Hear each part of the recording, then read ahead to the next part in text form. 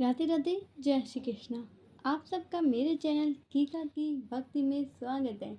आज हम जानेंगे चैत्र पूर्णिमा व्रत की कथा। जैसा कि हम सब जानते हैं, चैत्र पूर्णिमा हनुमान जयंती के रूप में भी मनाई जाती है और इस दिन गुरु पूर्णिमा भी है। इस दिन पवित्र नदी में स्नान अवश्य करना चाहिए और भगवान विष्णु की पूजा की जाती है। इसी के साथ व्यक्ति को सत्यनारायण भगवान की कथा भी अवश्य सुननी चाहिए और इस दिन रात्रि को चंद्रमा के दर्शन कर उन्हें अर्घ अवश्य देना चाहिए। अब हम सुनते हैं पूर्णिमा व्रत की कथा। एक नगरी में सेठ सेठानी रहते थे। सेठानी जो थी भगवान विष्णु की भक्त थी और नित्य भगवान विष्णु की पूजा किया करती थी। वह जब भी भोजन बनाती पहले भगवान विष्णु को भोग लगाती, उसके बाद सेठ को भोजन देते। सेठ को भगवान विष्णु की पूजा बिल्कुल पसंद नहीं थी और उसे सेठानी के भगवान विष्णु की पूजा करना बिल्कुल पसंद नहीं था। इसलिए एक दिन उसने क्रोध में आके अपनी पत्नी को घर से बाहर निकाल दिया। सेठानी घूमते घूमते जंगल जा पहुंची। तभी उसे रास्ते में 4 आदमी दिखाई दिए जो कि गड्ढा खोद रहे थे। वह जाके वहां बोली कि भाई मुझे भी काम दे दो। तब उन लोगों ने उस पर दया करके उसे मिट्टी खोदने का काम दे दिया। कुछ देर बाद सेठानी के हाथों में छाले पड़ गए। यह देख के वह बोले कि तुम घर चली जाओ। वह बोली नहीं, मैं घर नहीं जाऊंगी। तब उन्होंने कहा कि तुम हमारे घर चलो और हमारे घर का काम करो। सेठानी मान गई। वे लोग उसे घर लेके आए और घर का काम बताया। वह सब मिलके 4 मुट्ठी चावल खिलाते और एक एक करके आपस में बांट के खा लेते। सेठानी ने जब ये देखा तो उसे बड़ा आश्चर्य हुआ।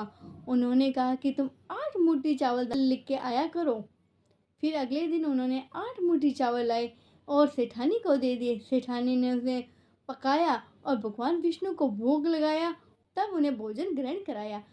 तब सब कहने लगे ये तो अत्यंत स्वादिष्ट है। तब सेठानी बोली ये भगवान विष्णु का प्रसाद है, इसलिए अत्यंत स्वादिष्ट लग रहा है। उधर सेठ ने सेठानी के जाने के बाद खाना पीना छोड़ दिया। तभी सभी नगर के लोग कहने लगे कि सेठानी के जाने के बाद सेठ ने भोजन आदि का त्याग कर दिया। यह सुनकर सेठ ने सेठानी को वापस घर लाने का निश्चय किया और वे उसे ढूंढने के लिए जंगल चले गए। रास्ते में चलते चलते उन्हें वही 4 लोग दिखाई दिए जो गड्ढा खोद रहे थे। वह उनके पास गया और बोला मुझे काम पर रख लो। उन लोगों ने उसे काम पर रख लिया। सेठ गड्ढा खोदने लगा। खोदते खोदते कुछ दिनों बाद सेठ के हाथों में छाले पड़ गए और उसके बाल उड़ गए। तब वह लोग उस पर दया करके बोले कि तुम चलो हमारे घर चलो और घर का काम करना। वे लोग उसे घर ले आए। सेठ ने सेठानी को देखते ही पहचान लिया, लेकिन सेठानी ने घूंघट कर रखा था, इसलिए वह सेठ को नहीं पहचान पाई। और सेठानी ने खाना बना के भगवान को भोग लगाया और जैसे ही सेठ को परोसने लगी भगवान विष्णु ने उसका हाथ पकड़ लिया। तब वे आदमी बोले कि क्या हुआ, तुम रुक क्यों गए बहना। तब वह बोली कि मैं तो खाना परोस ही रही थी, लेकिन भगवान विष्णु ने मेरा हाथ पकड़ लिया। तब वह कहने लगे कहाँ है भगवान विष्णु। तब सेठानी ने भगवान विष्णु से प्रार्थना की और उसकी प्रार्थना से प्रसन्न होकर भगवान विष्णु ने उन 4 आदमियों को दर्शन दिए। इससे वह अत्यंत प्रसन्न हुए और सेठ ने सेठानी से वहां पर माफी मांग ली।